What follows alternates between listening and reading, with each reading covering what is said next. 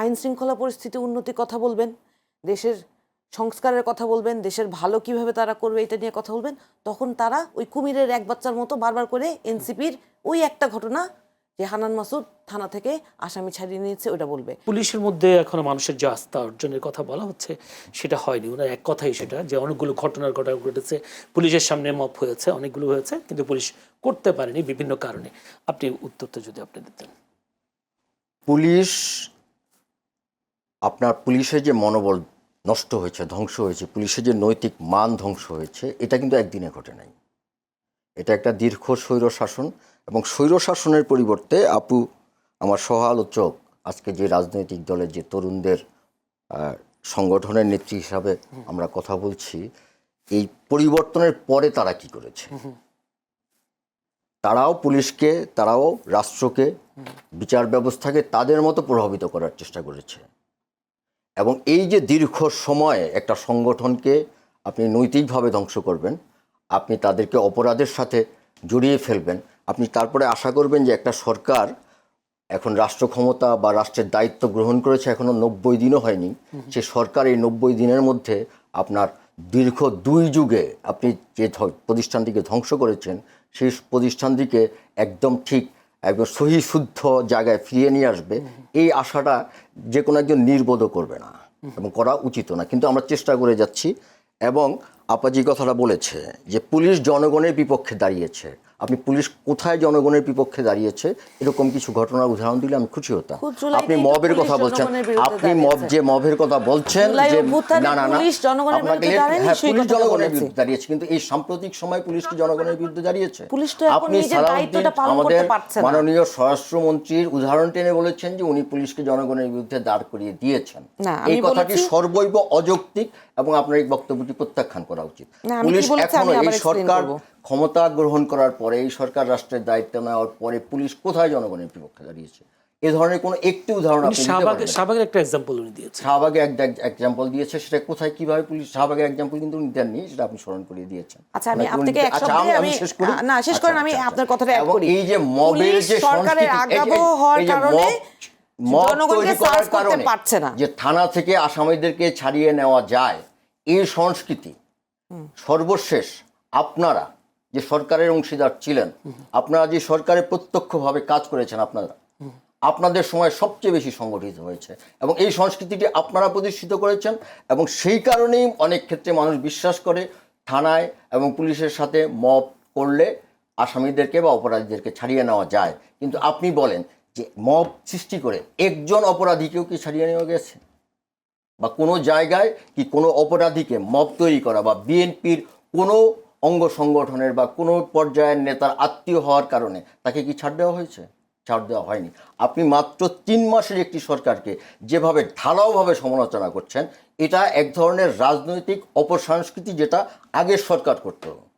সব কিছুর জন্যই পূর্ববর্তী সরকার দায়ী, আপনারা সব কিছুর জন্য এখন বর্তমান সরকারকে দায়ী করছেন। এটা আমাদের রাজনীতিতে আমরা যে গুণগত পরিবর্তন চেয়েছিলাম, আমাদের যে রাজনীতি, বাংলাদেশ নিয়ে আমাদের যে উচ্চাশা, যে আকাঙ্ক্ষা এই দেশ নিয়ে, সেই আকাঙ্ক্ষার পরিপন্থী রাজনীতি আমি আশা করব আমি আপনার মাধ্যমে এই তরুণদেরকে, যদি আপনারা, যদিও তরুণদের দল কিনা, তরুণরা আপনাদের সাথে কতটা অংশে, আপনাদের তরুণদের কত অংশ আপনাদের সাথে আছে সেটা একটা প্রশ্ন সাপেক্ষ বিষয়।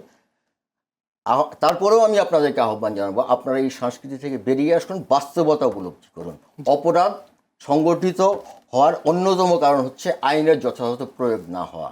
এখন আপনি বলেন যে বিএনপি নেতৃত্বাধীন সরকার মাত্র 2 মাস কিছুদিন সময় অতিক্রম করেছে, এর মধ্যে কি এই সময় সংগঠিত কোনো অপরাধের বিচার করা সম্ভব? অবশ্যই সম্ভব না। আসামিদেরকে গ্রেফতার করা হচ্ছে, আইনের আওতায় আনা হচ্ছে, বিচারের প্রক্রিয়া চলছে। কিন্তু পূর্ববর্তী সময়ে বাংলাদেশে একটা দীর্ঘ স্বৈরাচারী শাসনের সময় যেভাবে বিচারহীনতার সংস্কৃতি দেশে চালু হয়েছিল, সেই বিচারহীনতার সংস্কৃতির কারণেই মানুষের মধ্যে অপরাধ প্রবণতা বেড়েছে। এবং আপনি আবার ইনশাআল্লাহ আমাদের প্রধানমন্ত্রী জনাব তারেক রহমানের নেতৃত্বে আমরা যখন এই দেশে আইনের শাসন এবং ন্যায় বিচার প্রতিষ্ঠিত করতে সক্ষম হবে, এই দেশে অপরাধের প্রবণতা কমবে এবং অপরাধ কমবে। ইদানিং দেখছি, যদি বলি নির্বাচনের পরে এনসিপিতে প্রচুর লোকজন যুক্ত হচ্ছেন এবং সেখানে দেখা যাচ্ছে বিএনপি ক্ষমতায় বিএনপির লোকজনও সেখানে যুক্ত হচ্ছে, অন্যান্য দলেরও যুক্ত হচ্ছে। কিন্তু সম্প্রতি একটি ঘটনা, যেটা পুরান ঢাকায় চকবাজারে যে পাথর দিয়ে মানুষ মারার যে যে জড়িত আসামি সোহাগ নামে এনসিপিতে যুক্ত হয়েছেন, এরকম একটি ফটোকাট বেশ সামাজিক যোগাযোগ মাধ্যমে, এবং ইসহাক সাদ্দার যিনি, উনিও আপনাদের সাথে যুক্ত হয়েছেন, উনিও সেই হত্যার ঘটনার সাথে জড়িত বা চাঁদার লোভের অংশীদার তিনিও ছিলেন। আপনারা এমন লোকদেরকেও আপনাদের দলে যুক্ত করছেন কিনা? আচ্ছা, ধন্যবাদ আপনাকে। আমি আগে ভাইয়ের প্রশ্নের উত্তরটা দিয়ে আসি। ওই ছোটবেলায় একটা গল্প শুনেছিলেন না, যে ওই যে কুমিরের বাচ্চা শিয়ালের কাছে রেখে গিয়েছিল, তো 7টা বাচ্চা মধ্যে 6টা খেয়ে ফেলেছে।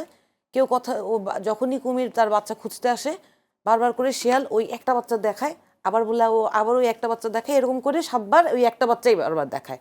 এখন বিএনপির যত নেতা কর্মী অ্যাক্টিভিস্ট আছেন, তাদের যখনই আপনি দেশের আইন শৃঙ্খলা পরিস্থিতি উন্নতির কথা বলবেন, দেশের সংস্কারের কথা বলবেন, দেশের ভালো কিভাবে তারা করবে এটা নিয়ে কথা বলবেন, তখন তারা ওই কুমিরের এক বাচ্চার মতো বারবার করে এনসিপির ওই একটা ঘটনা, যে হানান মাসুদ থানা থেকে আসামি ছাড়িয়ে নিয়েছে, ওটা বলবে। অথচ উনি এখন বললেন যে ইন্টারিমের সময় নাকি মবের ঘটনা। ইন্টারিম গভর্নমেন্টের আমলে বিএনপি সরকার ইন্টারিম গভর্নমেন্টের আমলে বিএনপির নেতাকর্মীদের দ্বারা সংগঠিত যত অপরাধ, সেই অপরাধের খাতায়, সেই পরীক্ষায় তারা 91.7% মার্কস পেয়ে, ব্যাপক নাম্বার পেয়ে তারা একেবারে মেরিট পেয়েছে। সেটার রিপোর্ট এসেছে টিআইবি রিপোর্টে, আপনারা দেখেন। এটা অনেক আলোচিত ঘটনা, যে ইন্টারিম গভর্নমেন্টের 600টার যদি অপরাধের ঘটনা হয়, তার মধ্যে 550টাই বিএনপির নেতাকর্মী দ্বারা সংগঠিত। এখন দুঃখটা হচ্ছে, এখনো তো হচ্ছে। ওই যে উনি বললেন যে থানা থেকে ছাড়িয়ে আনা হচ্ছে না। এই যে নারায়ণগঞ্জের ঘটনাটাই তো বললাম আপনাকে, যে নারায়ণগঞ্জে একজন ইউনিয়ন বিএনপি সভাপতি, ভাই মানে ধরেন আপনার কেন্দ্রীয় কোনো নেতাও না, ইউনিয়ন বিএনপি সভাপতির ছেলেকে ইয়াবা সহ পাওয়া গেছে, তাকে ধরা হয়েছে বলে থানায় চরম মব সৃষ্টি করা হয়েছে। এবং এই বিষয়ে যখন সারা দেশে সারা পড়ে গেল, এবং সেইখানে যারা এই মব সৃষ্টি করেছে তাদেরকে যখন গ্রেফতারের অভিযান চালানো হলো, সেখানে বিপুল পরিমাণ অস্ত্রসহ তাদেরকে পাওয়া গেল। এই অস্ত্রের মজুদ কোথা থেকে পেল ছাত্রদলের বিএনপির লোকজন? কোথা থেকে পেল?